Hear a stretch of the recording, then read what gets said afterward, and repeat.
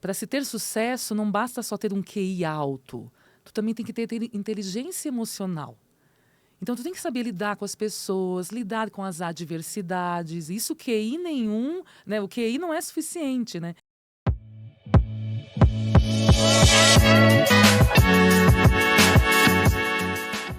Olá, tudo bom com você? Eu sou Débora Galhardi, jornalista host do podcast aqui da editora Chave Mestra, que é o Chave Mestra Podcast. Eu aqui entrevisto escritores da nossa editora e olha, para mim é uma satisfação porque é cada história que eu entrevisto aqui e que eu compartilho, eu falo que é um bate-papo.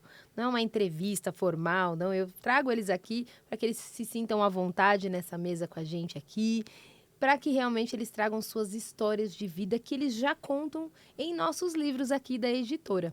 Então, hoje, eu estou aqui com a Jussiana Vitali e ela está nesse livro aqui, ó. Elas fazem acontecer. Mulheres que inspiram e transformam.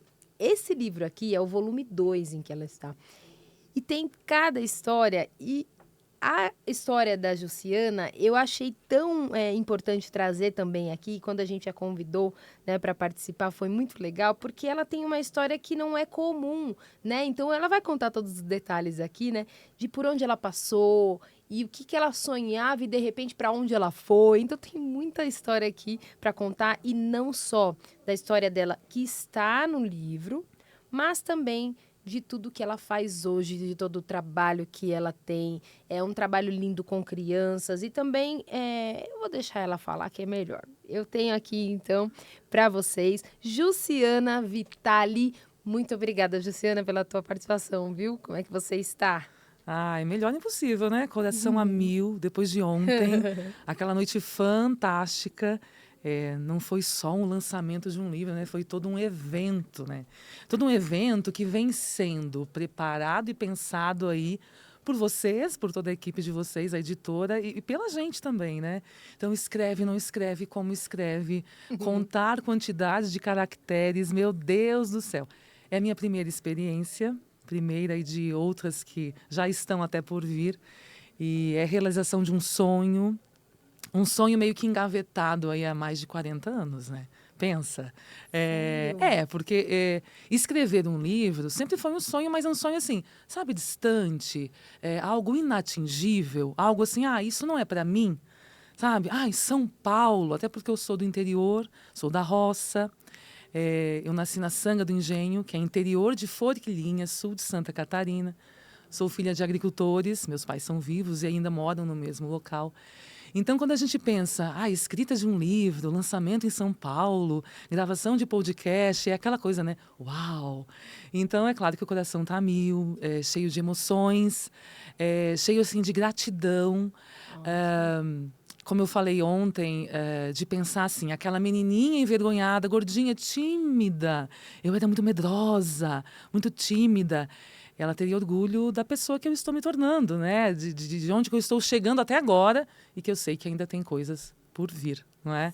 Então, é muita felicidade de estar aqui com vocês. Ótimo. E a felicidade é nossa, porque de saber que histórias como a sua a gente pode contar, né? Como eu disse ontem, e ela tá falando do ontem, gente, e eu também aqui, porque a gente está gravando esse podcast aqui um dia depois do lançamento do livro. Então, o livro está com cheirinho de novo, viu? Muitas viram ontem o livro, né?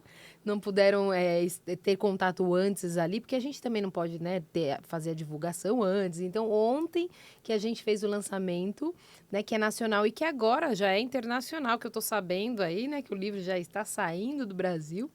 E o Elas Fazem Acontecer, o volume 2, foi um lançamento em que ela contou um pouquinho só da história dela. E hoje ela vai contar muito, porque eu vou perguntar muito, viu? E aí, por isso que eu te agradeço, que é pra gente que é uma honra poder ter vocês aqui. Principalmente mostrando em audiovisual, né? Agora todo mundo vai ver. É. E você é bem ativa lá, eu estava vendo no seu Insta, né? Você é bem ativa no Instagram e você traz muito conteúdo também sobre o teu trabalho. Antes da gente ir para o livro, qual que é o teu trabalho hoje, Ju? O que você faz e com quem você trabalha hoje? Quando eu era criança, uma referência para a gente, um sonho que a gente tinha era ser professora. Tanto que muitas amigas minhas, até do tempo de escola, se tornaram professora, né?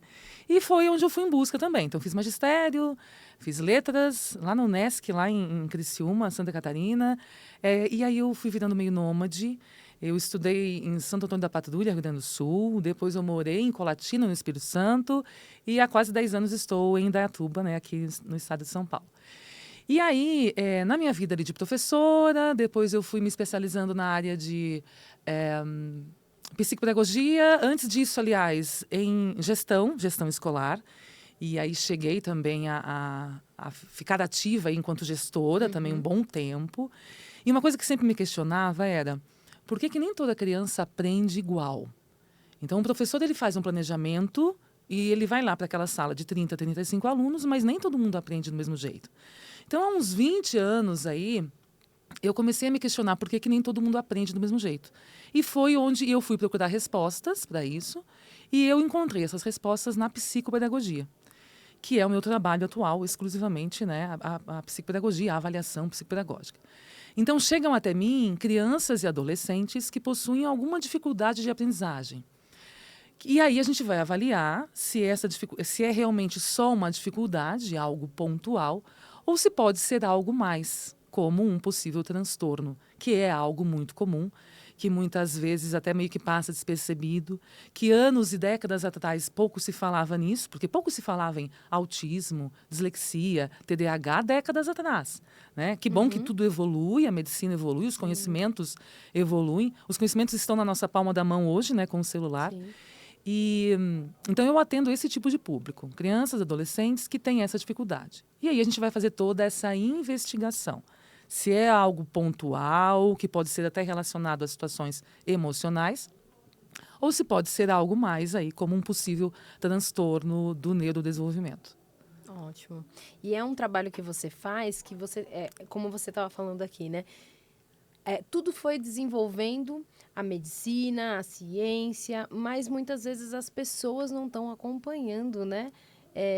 A gente sabe que a grande maioria hoje já ouviu falar e hoje a gente tem acesso, tem, né, a utilização até daqueles cordões agora, né? A gente chama de colar, cordão? Cordão. Do Cordão do girassol, cordão do do autismo. autismo. Ontem eu até fui em uma loja e tinha uma moça com um cordão, né, do girassol, e aí eu perguntei para ela, e ela falando e toda contente de estar trabalhando ali. Isso para mim, assim, eu também que gosto muito de falar disso, né, de questões que às vezes muitos deixam, né, de lado, eu acho que é importante falar sobre isso, mas as pessoas precisam acompanhar o mundo que está caminhando, né? A ciência, a medicina, e as pessoas, por isso que é bom podcasts como esse, né? Você tá lá na sua mídia sempre ali falando, porque também é preciso as pessoas entenderem, porque ainda tem muito disso também, né, Ju? O que você acha de...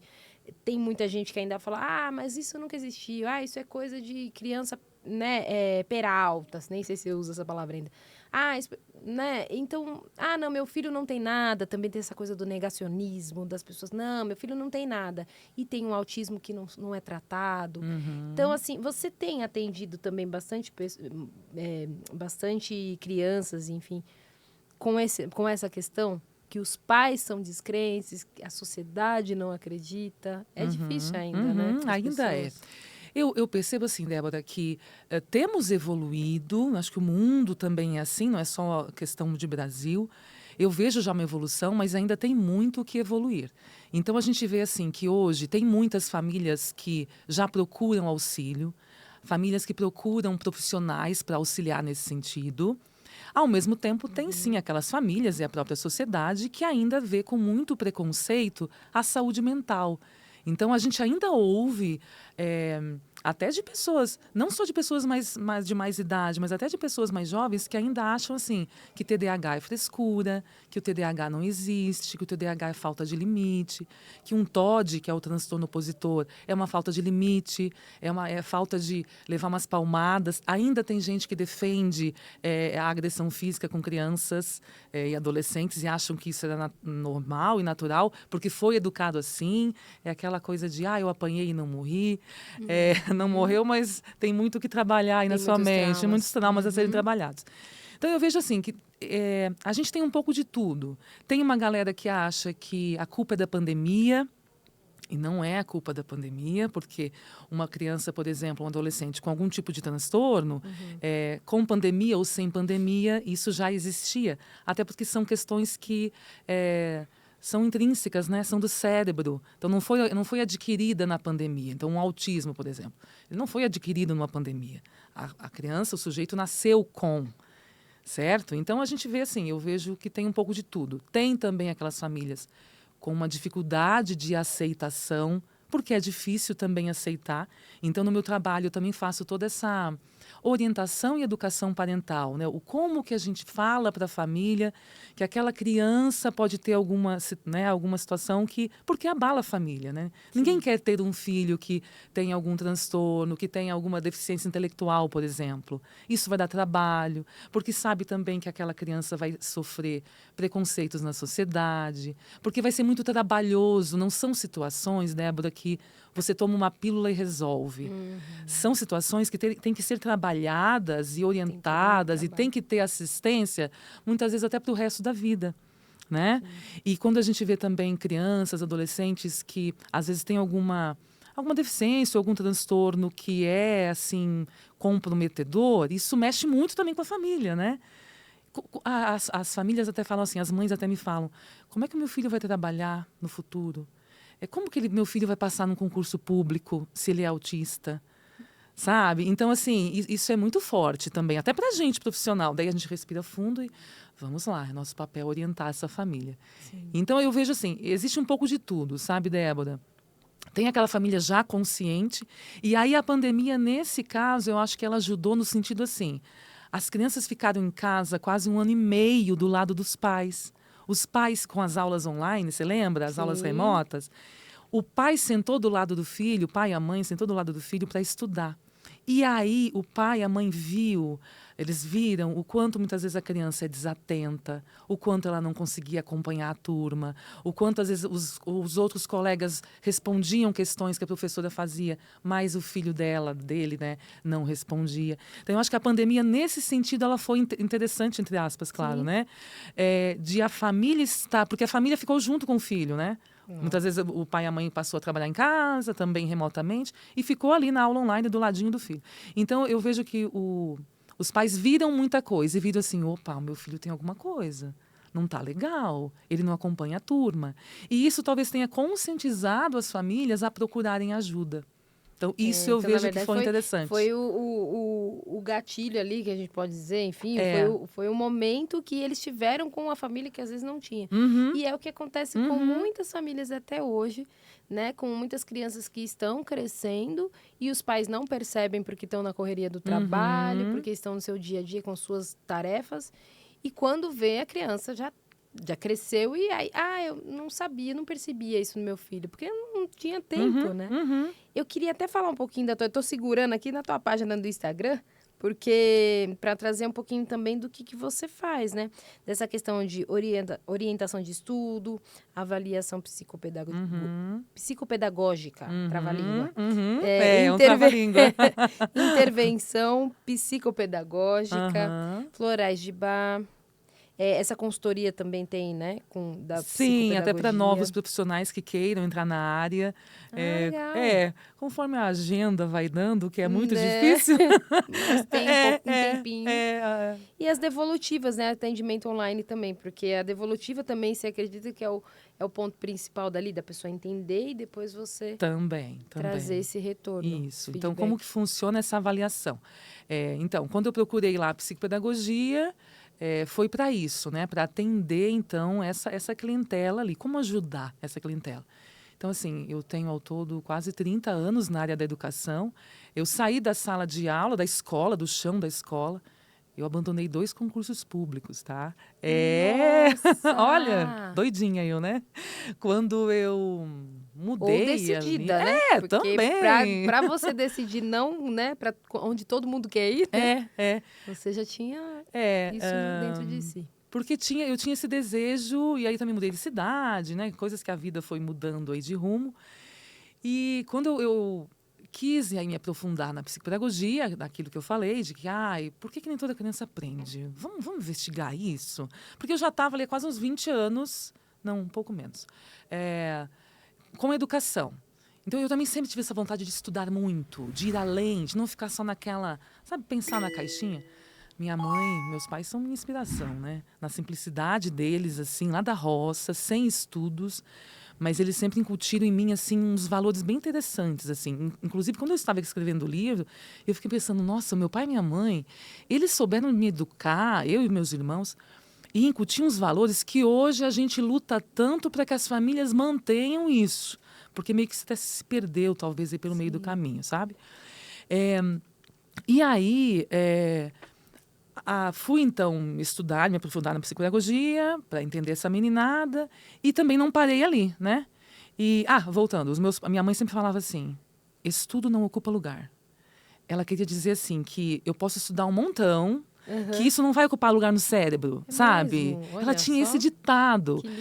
No sentido assim, que você pode estudar muito, você pode estudar sempre, que não vai ocupar o espaço. Pronto, tipo, está esgotado. Não é que nem um computador, né? Isso, Você falou, encheu a memória, exatamente. E eu acho que eu segui à risca isso, assim, na minha mãe. Eu tenho nas minhas entranhas de sempre em busca. Então, só a psicopedagogia também não foi suficiente para mim. Tanto que eu fui em busca ali de terapia floral de Bach. Também eu fiz essa formação também, até para somar nesse meu trabalho da psicopedagogia. E terminei agora esse ano também, desde 2022, psicanálise, que eu também queria entender outras nuances aí do ser humano. Claro que o trabalho principal é a psicopedagogia, é a avaliação psicopedagógica, mas quando a gente está analisando uma criança, a gente está analisando um cérebro. E aí, essa criança, esse ser, esse adolescente, ele é um todo, né? Não tem como pegar, tipo, a gavetinha da matemática, a gavetinha da linguagem, a gavetinha da fala. A criança, o adolescente, ele é um todo. Então, por isso que eu procurei também abrir esses meus horizontes aí com novos conhecimentos, que tudo vem para somar nessa minha avaliação. Como que funciona essa avaliação? A família chega até a gente e aí tem uma primeira sessão, que é uma anamnese, conversa com a família para coleta de dados, para saber desde a gestação dessa criança até os dias atuais. Até porque muita coisa pode influenciar. Por exemplo, como foi a gestação de um sujeito, ele pode influenciar nessa aprendizagem que ele tem hoje aos 10 anos. Ele pode não, influencia. Isso é comprovação, isso tem comprovação científica, isso é neurociência. Né? Então, a maneira como ele foi tratado, se foi amamentado, com que idade andou, com que idade falou, com que idade foi o desfraude, que idade aconteceram as primeiras palavras. Então, tudo isso influencia na minha avaliação que eu faço hoje com esse sujeito, independente da idade que ele tenha. 7 anos, 10, 15, certo? Depois dessa primeira conversa com os responsáveis, vem as sessões, então, com esse sujeito, que vão variar ali entre 8, 10 sessões, onde eu vou, então, digamos, analisar esse cérebro. Como que eu faço isso? É uma avaliação qualitativa e quantitativa. Eu entro em contato com essa família, essa família, ela está sempre em contato comigo, eu estou sempre em contato com ela. Ótimo. É trabalhoso. Por isso que tem que ter a pessoa vir até você para cuidar de tudo, porque é um trabalho mesmo. Tem que cuidar de detalhes até chegar. Não. É como um post, eu te cortei porque você falou do trabalhoso, e eu lembrei de um post seu que você fala, não é preguiça. O seu filho não, né, tá chegando 2024, que a gente tá gravando 2024, final do ano, e às vezes seu filho não tá aprendendo nada, vai chegar mais um ano e você não sabe o que fazer. E você fala ali, olha, o teu filho não aprende, não é por preguiça, não é porque que ele quer, é porque realmente precisa de um trabalho especializado. E é trabalhoso. Né? Mas depois você está entendendo o porquê. Sim. E esse trabalho, ele vai dar resultado, né? Como eu disse, não tem uma pílula que resolve. Claro que existem também as medicações, dependendo de cada situação. Mas a aprendizagem humana em si, você não toma um comprimidinho, e tá tudo resolvido. Sabe? Se fosse fácil assim. Né? Então, com esse sujeito que está aí comigo, eu avalio por meio também, com a ajuda da família, a gente entra em contato com a escola, pede relatório, pede preenchimento de escalas, todas padronizadas. Eu utilizo também nessa minha avaliação quantitativa protocolos todos com testagem e comprovação científica, onde eu vou testar, então, esse cérebro. Como é que estão, por exemplo, os níveis de leitura, escrita, aritmética, função executiva, atenção, memória. Então, são várias habilidades que a gente avalia do sujeito para concluir algo. E aí, é claro que necessita todo aí um olhar clínico para pensar. E aí, o que eu concluí disso? A gente se baseia também no DSM-5, que é o nosso o manual mundial, né, dos transtornos. Então, assim, tudo é muito, muito sério, sabe? Se a pessoa já passa por algum profissional, um fono, um psicólogo, um neuro, a gente também tem contato com esses profissionais, que é o que a gente chama de equipe multidisciplinar. Então, não é cada um atendendo na sua gavetinha, sabe? Precisa pensar junto. Então, eu sou uma daquelas profissionais que já monta um grupo de WhatsApp, já chama o fono da criança, o psicólogo, enfim. E aí, vamos conversar sobre essa criança? Vamos trocar informações? Porque isso também é muito importante. Um trabalho de excelência precisa disso, sabe? Desse olhar multidisciplinar, certo? E aí, é claro que depois, digamos que a gente vai perceber se essa criança, se esse adolescente preenche critérios para algo. Então, a gente, baseado em DSM-5. Então, ao final de tudo isso, a gente faz o nosso laudo psicopedagógico, que pode ter ali 10, 15, 20 páginas. É longo, é minucioso, né? E é muito sério isso. A gente está analisando uma criança, analisando um ser, né? E aí a gente vai ter uma devolutiva com a família, vai também passar orientações. E dependendo de cada caso, a gente continua com o acompanhamento psicopedagógico. Então, às vezes, tem crianças que chegam até a gente que já tem um laudo fechado. Eu recebo uma criança que já tem autismo, que precisa, claro, avaliar para ver como é que estão esses níveis todos dessas habilidades, que necessidades que ela possui, que ajudas e orientações ela precisa, a família precisa, a escola precisa de que orientações. Então, a gente faz todo esse trabalho aí em toda a vida aí dessa criança. E é muito bom o teu trabalho porque... e eu falo do teu trabalho na internet, porque às vezes as pessoas ainda não conhecem, até desconhecem o que é. Tanto né, quando você fala desse manual, né? E ele é mais para... Eu estava dando uma busca mais porque ele é mais para o diagnóstico com relação à psiquiatria, esses transtornos mentais. Que são os transtornos do neurodesenvolvimento. Tá. Autismo, o TDAH, transtornos de aprendizagem, que ele é não a faz parte do descalculia. CID, né? São, digamos, documentos diferentes, entendi. mas que se complementam. E aí, dentro disso, a pessoa às vezes desconhece, porque tem um filho que é pequeno ainda. Hoje a gente sabe que né, as buscas ali na internet são maiores, as pessoas estão descobrindo também com maior facilidade pelos, né, sinais e alguns sintomas, enfim, né? Mas os sinais de comportamento também. Mas, às vezes, não sabe, tem a criança ali e ele ainda desconhece. E aí, por isso que o teu trabalho na internet é importante, um trabalho ali, um livro, um vídeo, porque começa a atingir pessoas, entrar ali, né, na casa das pessoas que realmente não tem, que desconhecem disso. Porque, por exemplo, como que eu vou saber se o meu filho tem um transtorno se eu nem sei o que é o transtorno? Então, nunca vai passar pela cabeça. Então, trabalhos como o seu é interessante e importante para que as pessoas conheçam, porque a gente sabe que por mais que tenha podcast, programa, rádio, tudo que tem, enfim, as pessoas ainda carecem das informações básicas do que é cada transtorno, do que tem de novo. E ainda tem muito daquela coisa do, mas eu não morri, né? Que é a velha história do eu apanhei, não morri. Como a gente fala, eu entrevistei muito nutricionistas e falam, né, da importância que hoje nós estamos vendo de pessoas com transtorno porque eram obrigadas a comer tudo.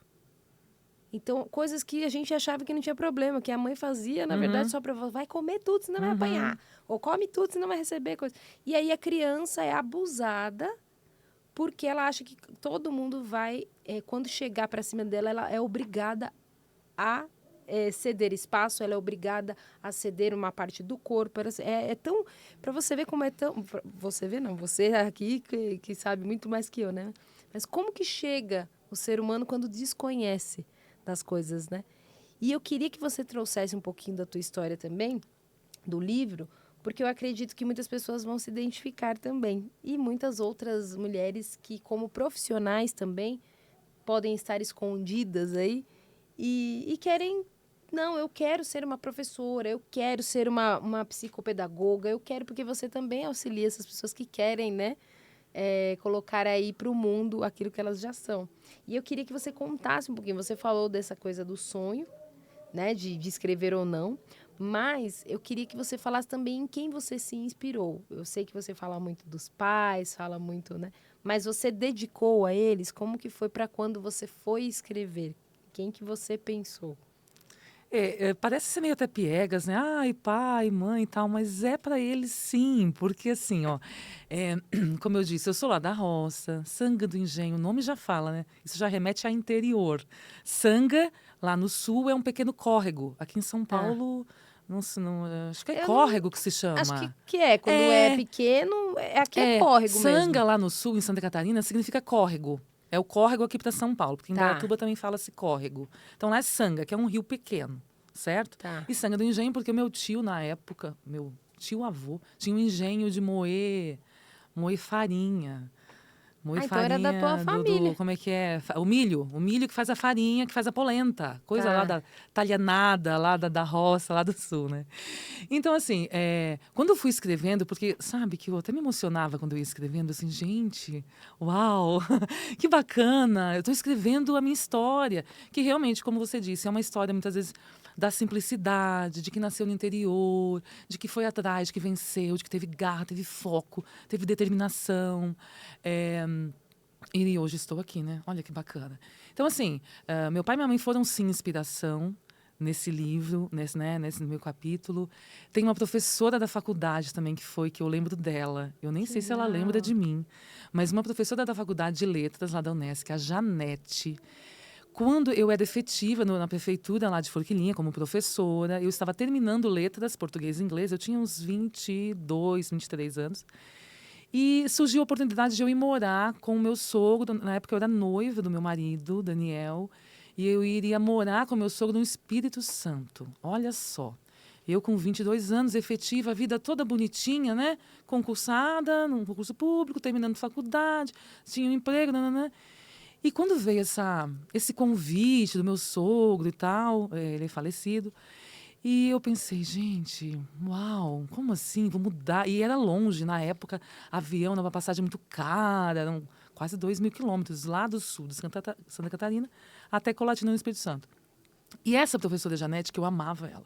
Ela era, sabe aquela professora carrasca, brava? Mas eu sempre gostei de professora assim. Sim, eu também, porque É, senão não puxa a gente. não, puxa, a gente não aprende. Gente, eu lembro até hoje dela. Isso já faz mais de 20 anos. E quando eu cheguei para ela, eu falei, Janete, eu confiava muito Janete, se nela. você estiver nos assistindo, mande, né? Põe nos comentários. E eu cheguei para ela porque ela era minha ídola, assim. E eu contei isso, Janete, eu quero um conselho seu. Eu recebi esse convite, essa situação de morar num outro estado, eu teria que cancelar a faculdade, eu teria que abandonar o meu concurso público. Porque algumas pessoas já tinham me chamado de louca.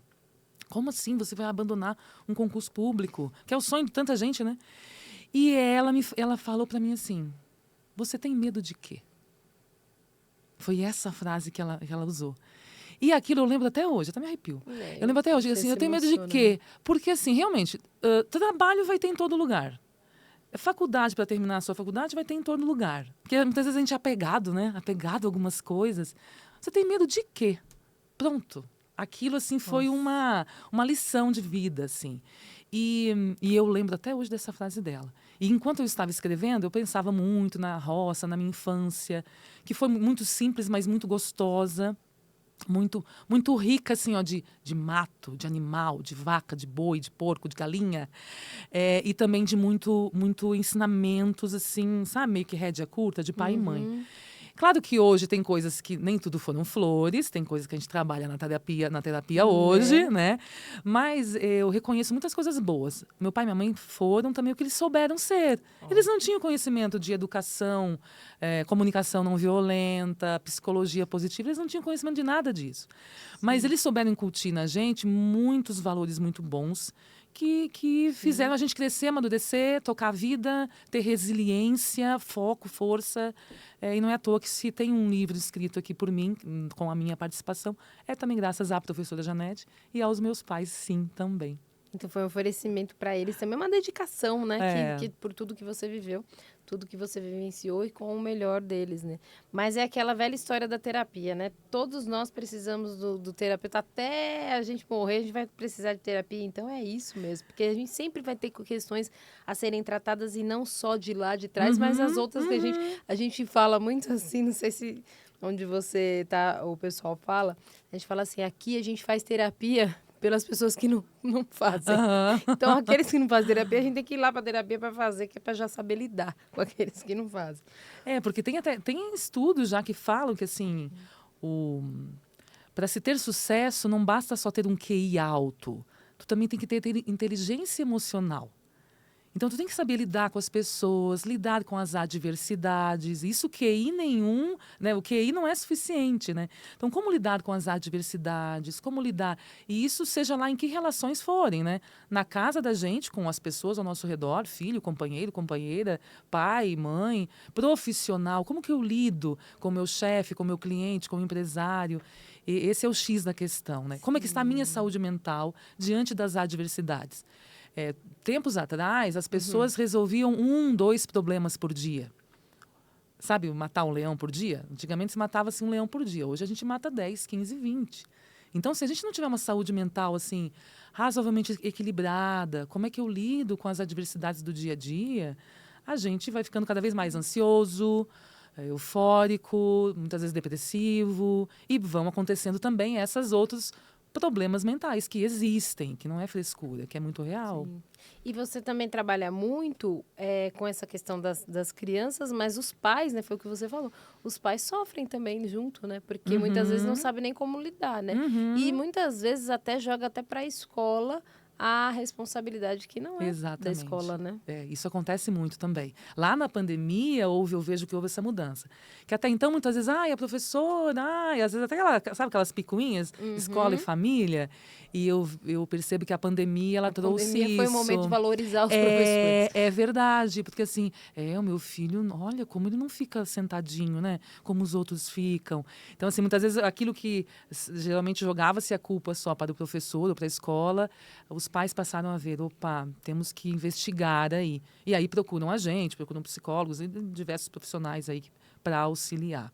E até no meu relatório também, na minha análise toda que a gente faz com a família, porque a gente também acaba atingindo a família, sabe, Débora? Então, em algumas situações, a gente também sugere para a família, muitas vezes, psicoterapia familiar, psicoterapia parental, o como lidar com aquele meu filho. Às vezes não é só a criança que precisa saber lidar com as emoções. Muitas vezes o pai e a mãe também. Até porque a criança, muitas vezes, repete situações da casa. Como é que eu vou, por exemplo, querer que uma criança de 10 anos, por exemplo, seja organizada, tenha horário de sono organizado, se o ambiente familiar em que ela vive não é? As pessoas ficam no celular, um exemplo, né? Hoje a tela é um grande problema também. Sim. O pai e a mãe ficam no celular até 1h. Como que a criança que vive nesse ambiente, ela vai não, chegou a hora de eu desligar o meu celular, que está na hora de dormir. Porque eu tenho que ter 9 horas de sono.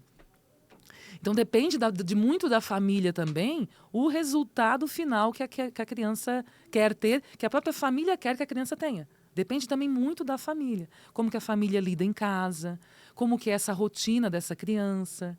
Então, a criança fica muitas vezes, o adolescente, isso a gente vê que é bem comum. O adolescente fica, às vezes, 5, 6, 7 horas no videogame, de segunda a sexta. E aí, como é que tu vai trabalhar com esse adolescente? Mas é que ele não gosta de estudar. Ele não gosta de fazer tarefa de casa. Também. Né? Claro. Entre fazer tarefa de casa e jogar videogame, o que é mais legal? Eu entre trabalhar e ficar no parque, eu prefiro. Na praia, eu também prefiro, né? Não é?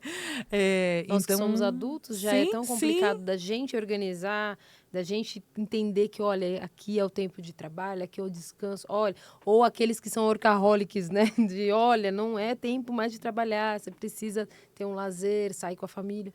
Imagina uma criança, ela tem que ter isso, né? E a criança, o adolescente, eles são seres ali em formação. Quem tem que puxar as rédeas no sentido assim, quem é o dono do barco, o chefe da situação, quem dá o norte é o pai e a mãe. ou só o pai, Sim. só a mãe, conforme os adultos, né? Os adultos da situação, que a gente sabe que hoje em dia também tem as Sim. constituições familiares também, né, estão diferentes.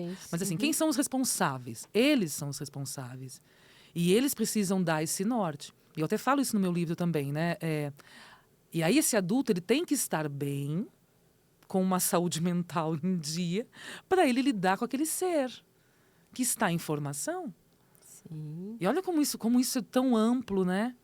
Não é eu contratei a psicopedagoga, vai lá e resolve o problema. Não é assim. É bem amplo. E todo mundo tem que abraçar junto essa situação. É isso que eu acredito, é abraçar, porque é abraçar a criança, abraçar a situação, abraçar esse desafio e não jogar para o outro. A gente estava falando em um dos podcasts aqui, entrevistando, sobre a questão da avó, né? Que às vezes a gente joga para a avó para fazer, não, eu tive o filho, agora a avó cuida.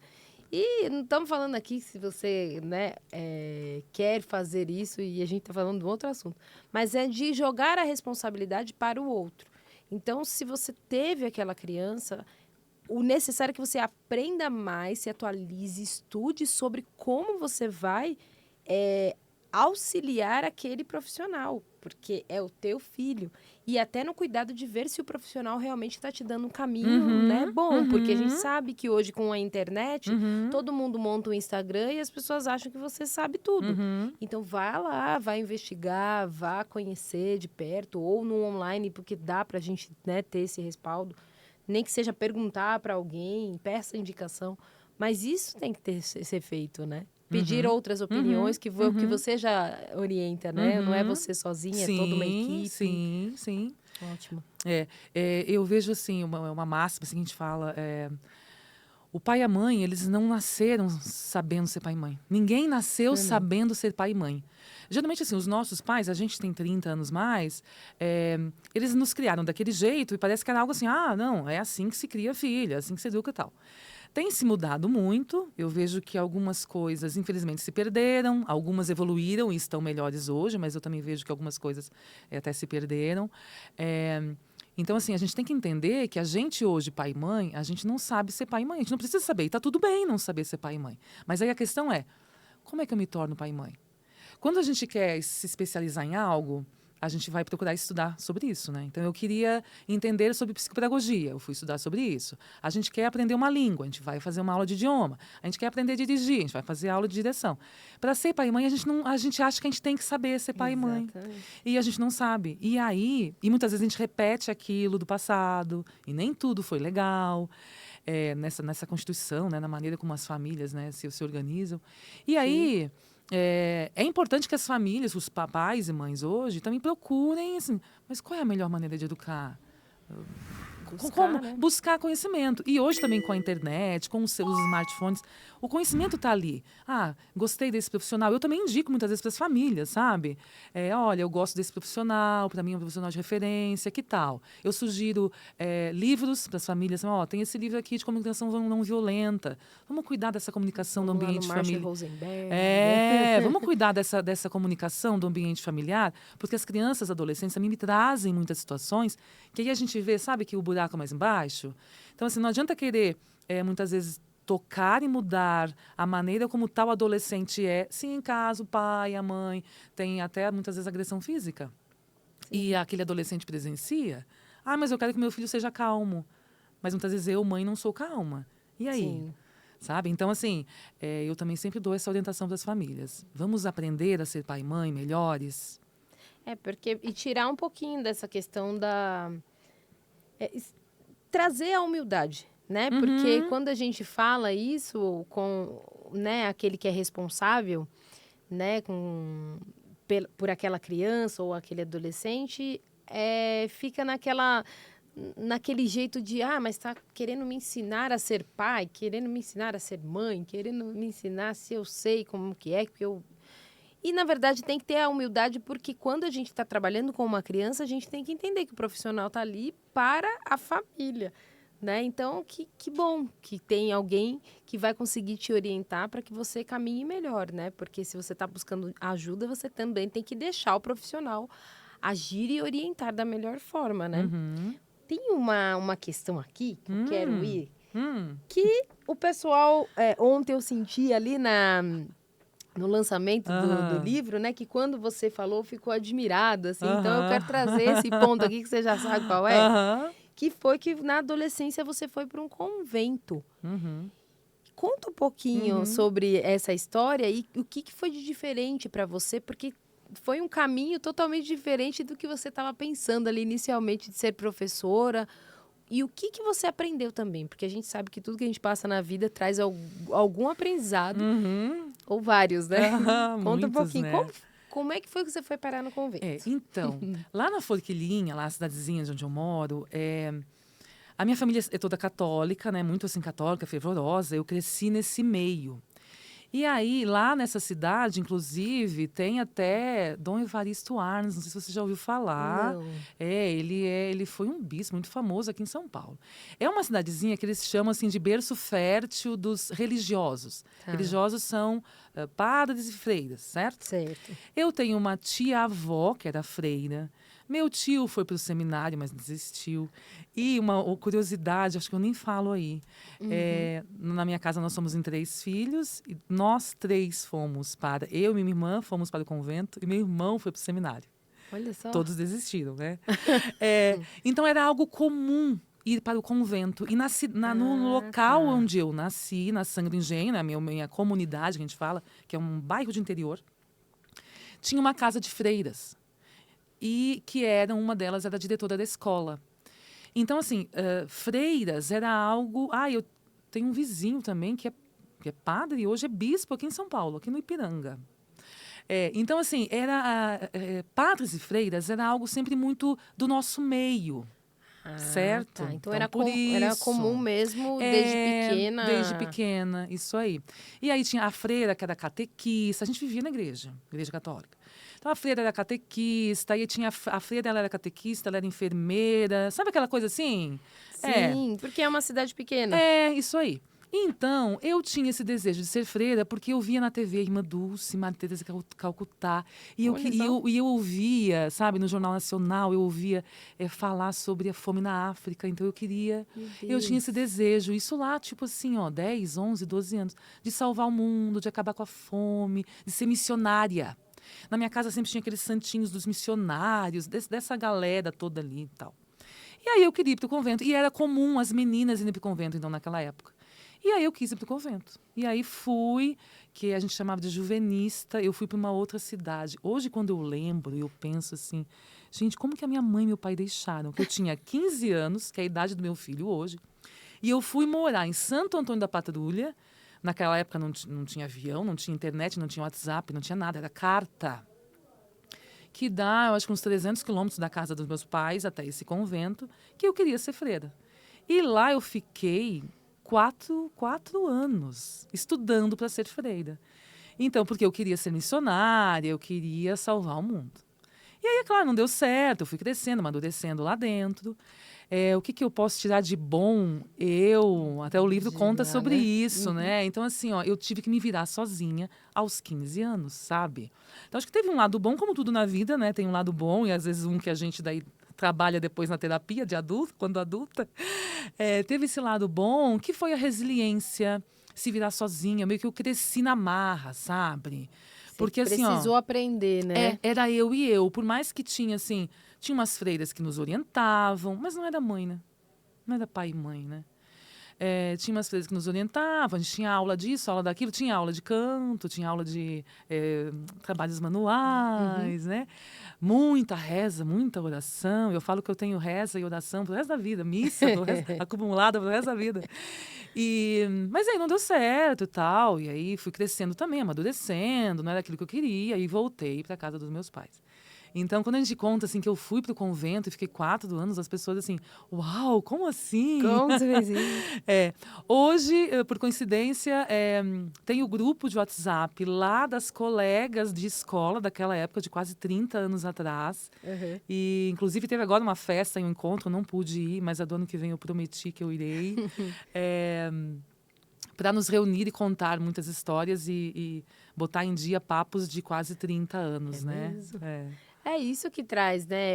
São momentos da vida que vão trazendo recordações e também trazem aprendizado, porque foi o que você falou. Eu ali com essa idade já fui sendo forjada a fazer aquilo sozinha. Então, eu precisei fazer.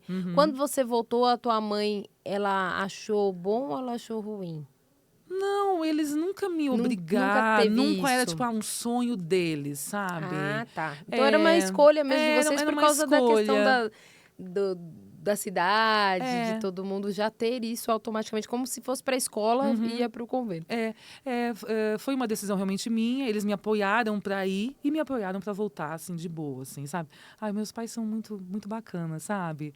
Hoje, como eu te falei, quando eu estava escrevendo o livro, eu pensei, ok, que eu acho que eles foram um pouco doidos, assim, de me deixar ir pro convento, né? Mas, enfim, que hoje eu não deixaria, né? Porque meu filho, eu ainda chamo às vezes ele de bebê, vem cá, Ah, bebê. agora eu entendi Que por que você não deixaria. então.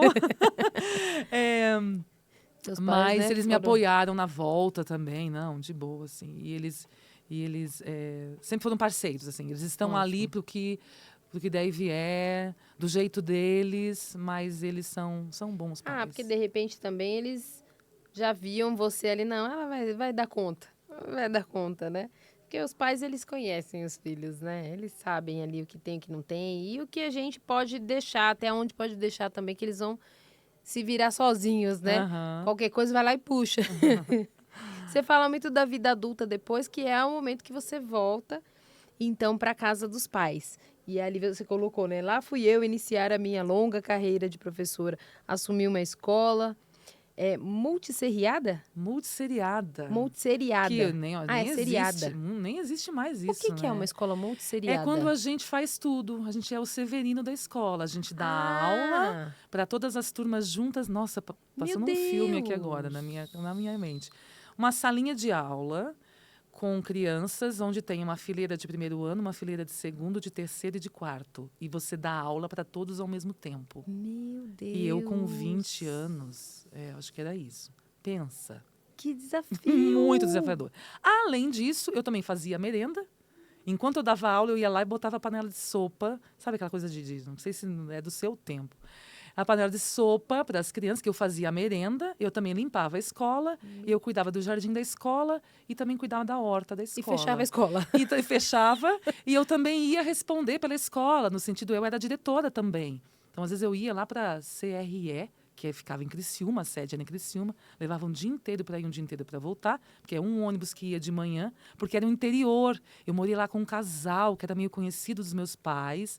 Ele é falecido, seu Arduino, dona Elza. Entrei em contato com ela, que eu vou levar esse livro para ela em Ah, final que de legal. ano. Uma querida. Então, era um ônibus para ir de manhã, um ônibus para voltar para Criciúma, que dava, sei lá, uns 30 quilômetros. Mas sabe aquela coisa de interior? O ônibus no interior. Sim. Então, eu morei com esse casal, que eu também ajudava eles na roça e ajudava a tirar leite das vacas. Que era um casal também lá, é também a zona rural lá de Forquininha. E eu fazia, então, tudo isso nessa escola, que foi meu primeiro emprego como professora. Sabe? Meu Olha, Deus! porque eu já sou velhinha, né? Então já tem uma Eu longa, sou velhinha. tem uma longa carreira ali, tem muita história Não, ali. e de você falar disso, porque eu nunca achei que tivessem escolas. É Já que, gente, existiu. vamos falar que a gente está aqui em São Paulo e a gente já tem uma dificuldade. Imagine quem está no interior de São Paulo, no interior de outro estado, e que tem essa realidade. Pra gente, para imaginar, né? Por isso que às vezes a gente reclama e não sabe do que está reclamando, né? É E aí são verdade. crianças que têm Mas isso será que ainda existe? Isso eu acho que existe tanta coisa Eu ainda, acho que né? existe, sim, né? A gente vê ali nesse Brasil afora, nesses interiores. Lá já não tem mais esses moldes assim de escola. Lá eu sei que não tem mais. Mas eu acredito que Mas nesses deve ter, interiores né? aí do Brasil ainda tenha, né? Porque eu acredito que como você ali, nesse momento, com certeza, lecionando, fazendo merenda, fazendo tudo, né? Ali tem muitas pessoas que hoje estão como um braço forte de diversos lugares e elas não saem por isso, por saberem que tem um propósito para cumprir ali, né? Uhum, E se elas saírem, quem vai estar ali ajudando aquelas crianças, ensinando e sendo responsável pela educação ali delas, né? Porque muitas uhum. foi o que você falou. E tem horas de viagem. Muitas vão e já tem também a merenda no local, porque não podem voltar para ir para casa, para voltar para a escola. Uhum. é uma realidade que o país vive e que a gente sabe que não é fácil, né? Não. Que a gente vive aqui, né? É fácil falar, a gente que está aqui em São Paulo é uma coisa, mas para quem está fora e nem onde você esteve, mas a gente sabe que tem muitos outros lugares que o acesso a gente não tem nem professor para estar ali. O meu irmão, ele me levava de moto na segunda-feira e aí ele me buscava na sexta-feira. E eu ficava a semana inteira na casa desse casal.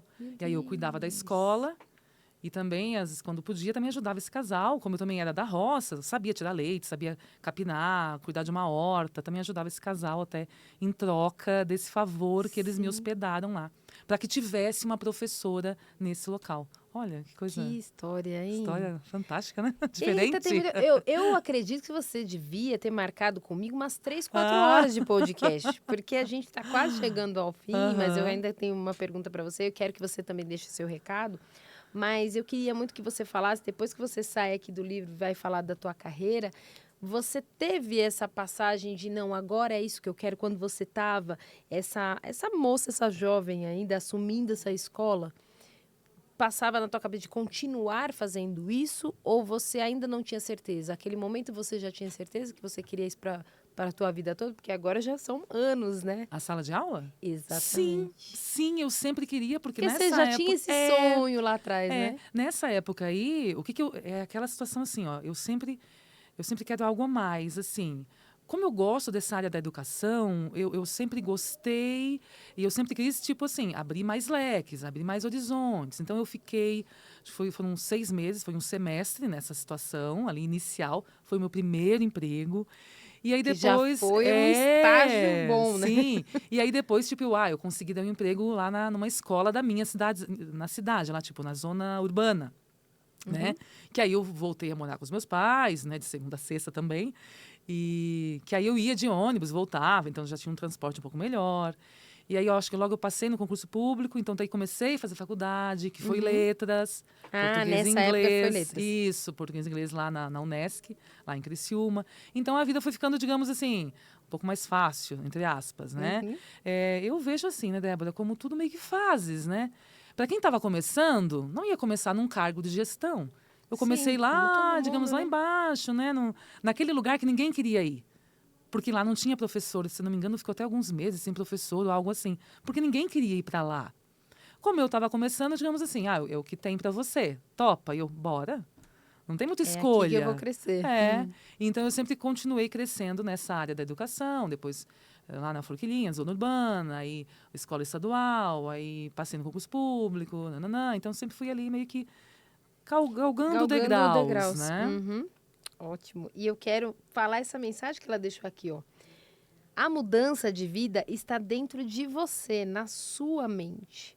Mude suas atitudes, a decisão é sua.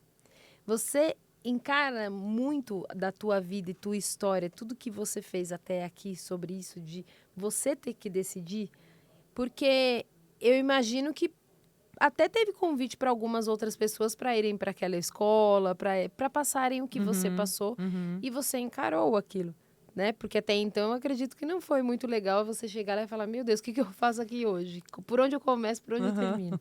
Então você acredita nisso e quando você fala para os pais e para as pessoas que estão com você também ali no trabalho que você faz, que também são decisões e escolhas com os filhos, com a educação, com decidir que não vai ser tão fácil como né, pensa, mas que tem que tomar esse posicionamento. É assim para a tua vida toda?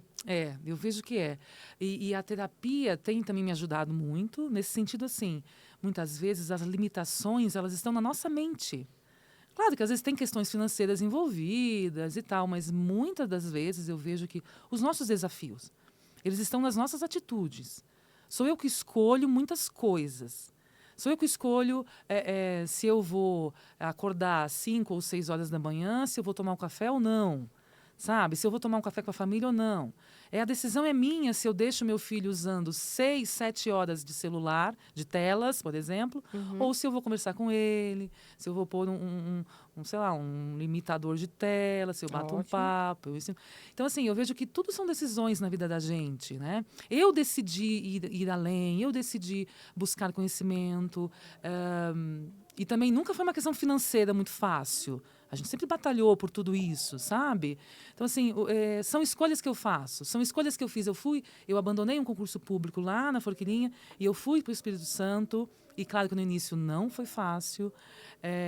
E lá eu me efetivei novamente num cargo de gestão, que era também na época o sonho de muita gente. Então, tudo foram decisões, escolhas. Então, eu vejo que as limitações, muitas vezes, elas estão, sim, na nossa mente. As escolhas são a gente que faz, muitas vezes, para nós e para quem a gente cuida também, para os nossos filhos também, que é o do meu trabalho hoje também. E eu também procuro orientar as famílias nesse sentido. Então, pai, a decisão é sua. Pai, você é o adulto da situação, e aí? Pai, você está permitindo isso? Mãe, você está permitindo? Não é legal rever isso? Não é legal rever aquilo? Ótimo. Você faz algumas afirmações aqui para a vida. Não posso contar tudo, gente, senão daqui a pouco eu vou ler o livro aqui e você tem que ir lá adquirir. Então, já vou deixar aqui novamente, ó. Elas Fazem Acontecer, volume 2. E é neste livro aqui que você vai encontrar o capítulo dela. Eu vou dar aqui... Deixa eu só ler de novo aqui. Peraí, deixa eu ver se eu vou falar... 16. 16. Isso. A Jussiana está no 16, capítulo 16, com o título Você é Capaz de Muito Mais do que Sonha. Então, já está dentro de tudo que a gente está falando. E você pode adquirir esse livro aqui para conhecer a história dela e de muitas outras mulheres que fazem acontecer. A gente vai deixar também no nosso YouTube aqui o contato dela, o Instagram dela, para que você conheça também esse trabalho. E deixa eu passar aqui também, além da gente marcar, que é Jussiana Psicopedagoga. Isso aí. Jussiana é com S, tá? Que a gente escreve. Então, é Jussiana Psicopedagoga. E aí lá você vai conhecer melhor também o trabalho dela. E aqui ela faz uma afirmação que eu achei muito legal, essa aqui primeiro. Você não é uma árvore enraizada no local onde você está. Saia do lugar, saia da zona de conforto, se quiser evoluir. As outras você vai lá conferir que tem aqui. Então, se a gente quer evoluir, tem que sair. E aí eu lembro daquela professora que você falou. Qual é o seu medo? Uhum. E hoje você vê isso, que se essa professora, é claro que não foi um start ali, mas de tudo que você vivenciou, das palavras dos pais ali, de tudo que você vivenciou, se não tivesse essa decisão, esse posicionamento e enfrentar os medos ali, não estava aqui. Podcast, livro e todas as formações que você tem hoje, tantas crianças cuidando e tantas famílias. Não, é isso mesmo. Essa frase, eu acho que ela fala bem sobre a minha vida, assim, porque eu até já me considero um pouco nômade, porque catarinense, morei no Rio Grande do Sul, morei no Espírito Santo e moro aqui em São Paulo. Já planejo, tenho sonhos, tá? Sonhos, de repente, um dia, quem sabe, Itália, quem sabe. Né? Cidadania. Já tem cidadania? Sai ano que vem. Aí, eu tô precisando tirar a minha.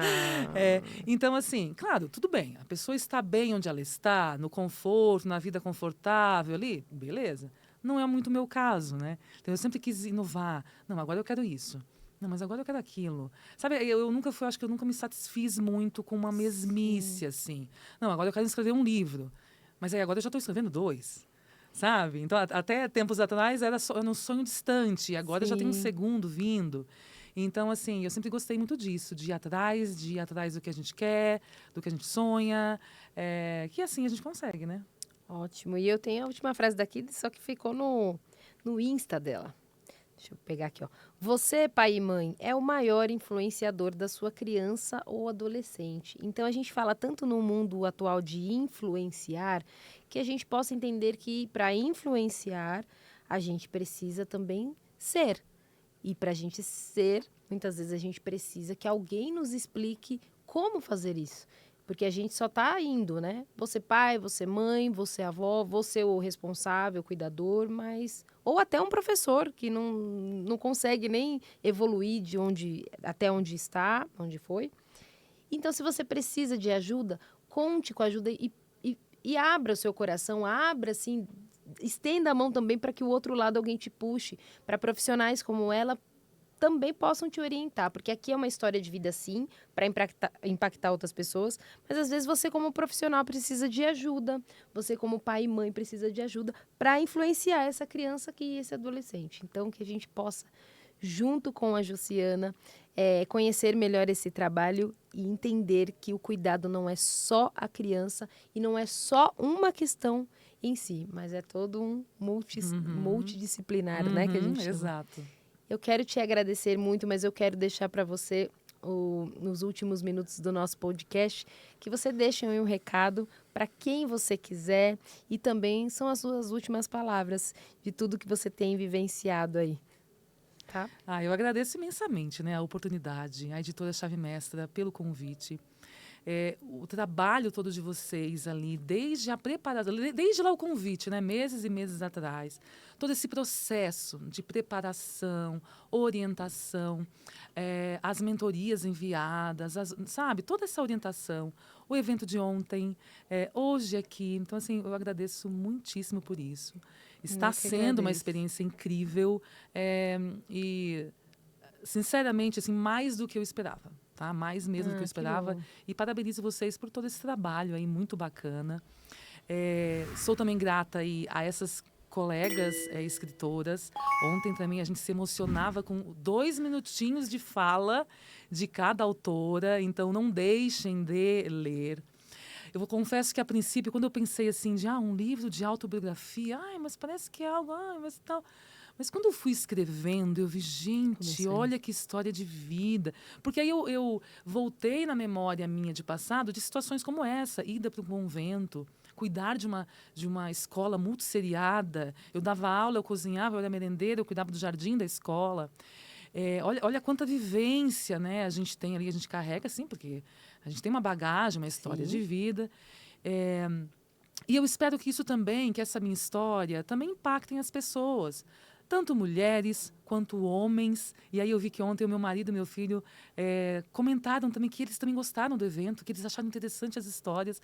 O meu filho, que não é muito fã de leitura, infelizmente, mas ele se interessou assim, mãe, eu quero ler. Eu quero ler a história daquela autora lá. Então, olha que bacana. É um adolescente que é comum nem todo adolescente gostar de leitura. E ele falou, mãe, eu quero ler, eu vou ler agora. A gente combinou até de ler nas férias. São histórias curtinhas, é de fácil leitura, né? Não é uma coisa cansativa, não é um livro cansativo. Você pode ler assim aleatoriamente as histórias das autoras. E pelo que eu senti ontem realmente são histórias assim emocionantes, de muita garra. Não é aquela coisa piegas, minha historinha de vida. Não, é algo real. São histórias de vida reais, de muita resiliência, de muito foco, de muita determinação, de muito trabalho, de muita vontade de querer. De fazer acontecer. E eu vejo assim que isso... Eu vejo assim que a gente se identifica com histórias de outras pessoas e eu acredito também que os leitores irão se identificar com muita situação e de ver assim, eu não estou sozinha, eu não estou sozinha, eu não estou sozinho, eu também passo por atribulações, como que eu posso enfrentar isso? Porque a gente tem que ter toda essa maturidade emocional, né? Então, além de homens e mulheres, adultos, eu tenho certeza que é um livro também que vai fazer muito bem para a juventude, para quem está começando no mercado de trabalho, para quem está pensando em uma carreira. Então, acho que ele vai ser uma leitura excelente aí para um grande público.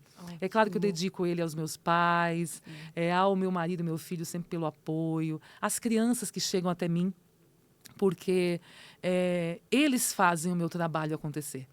Se não tivesse criança, eu não teria meu trabalho.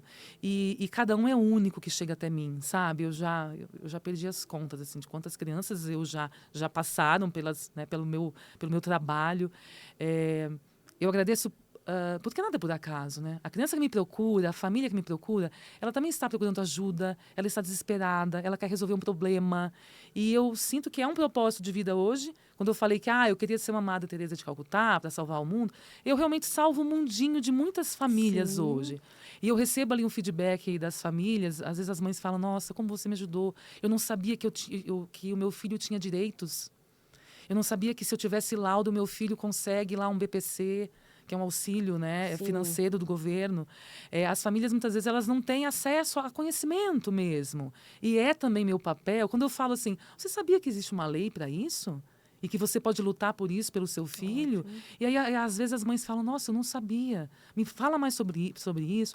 Então, não é só uma avaliação, não é só uma testagem num cérebro, num sujeito. É toda uma orientação que a gente faz. Como é que eu vou fazer com que esse menino hoje, essa criança, tenha uma assistência boa na escola? tem esse tipo de assistência no SUS, o plano de saúde cobre. Então, cada família que chega até a gente faz todo esse apanhado. Como é que a gente pode ajudar, sabe, aqui, ali, que caminhos tomar? Todo o apoio, né? Então, eu agradeço também a essas famílias que chegam até mim, porque pela oportunidade que eles me dão de poder ajudar. De fazer o seu propósito acontecer. Exato, de fazer acontecer, que é o que o título do nosso livro, né? A gente faz acontecer. Ótimo. E eu quero muito agradecê-la em nome da editora Chave Mestra. Eu sempre falo aqui que eu agradeço sim em meu nome, porque para mim é sempre um aprendizado com vocês, entendendo um pouquinho da história de cada um, mas também do trabalho de cada um, porque cada uma de vocês, além de escritoras, tem os seus trabalhos, seus projetos, mentoras, professoras, palestrantes, e eu sempre estou aprendendo aqui. Aí eu falo, eu uso essa 1 hora aqui para perguntar tudo que eu tinha de dúvida, gente, para poder, porque a dúvida é de alguém. Mas eu também falo em nome da editora, que é o Rogério Vale, a Raquel Medeiros, né, que idealizaram tudo isso e que não tem, como eu falo no lançamento, né? Não tem como ter histórias para contar sem as histórias. A gente pode inventar, criar fake, como a gente vê hoje, mas as histórias reais, elas impactam porque você sabe que alguém passou realmente por aquilo e como ele fez para vivenciar tudo isso e estar onde está. Então, quer dizer, transformar, como diz aqui. Então, você tem uma inspiração e uma transformação real, não é uma história fake, né? Em um mundo em que a gente fala, não, faz que é fácil. Não, nem tudo é fácil. Só precisa tomar a decisão, como ela disse, né? Então, muito obrigada mesmo. As portas estão abertas. Então, você está por aqui pertinho, né? Você está em qual região? Em Indaiatuba. Indaiatuba. Não é tão perto, né? Mas tá aqui em São Paulo, aqui, né? Porque eu estou recebendo mulheres de fora, então você já está convidado para voltar, viu? Porque tá aqui pertinho. Não tem desculpa de voltar. Voltarei. Então pode vir a gente conversar, bater papo. E quem sabe já tem aí nos próximos, em breve, próximos livros, a gente já tem mais história para contar. E eu quero te agradecer também. A gente vira sempre para cá, Ju, naquela câmera do meio aqui, ó, pra gente se despedir de todo mundo. Então, quero te agradecer, você que esteve com a gente aqui até esse momento, né, consumindo esse conteúdo que eu falo que é sempre parrudo, conteúdo, sabe, muito legal para você divulgar. Então, envia esse conteúdo aí, esse podcast para alguém, para que mais pessoas conheçam o trabalho dela e também entendam que o livro ele tem uma importância muito grande para impactar vidas. Então, vamos nos despedir desse pessoal? Vamos nos despedir, então, e até a próxima semana. Até. Tchau, tchau.